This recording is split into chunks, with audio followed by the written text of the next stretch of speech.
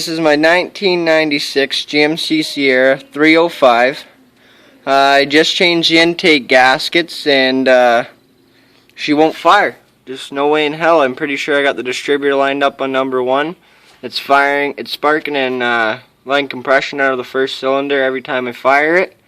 So I guess go ahead and crank her over and we'll show everybody what's wrong and maybe we can get some answers.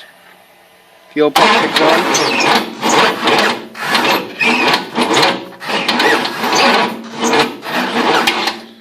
So, I don't know if anyone can give me an answer, that'd be awesome, but other than that, I'm kind of screwed. Thank you. Bye.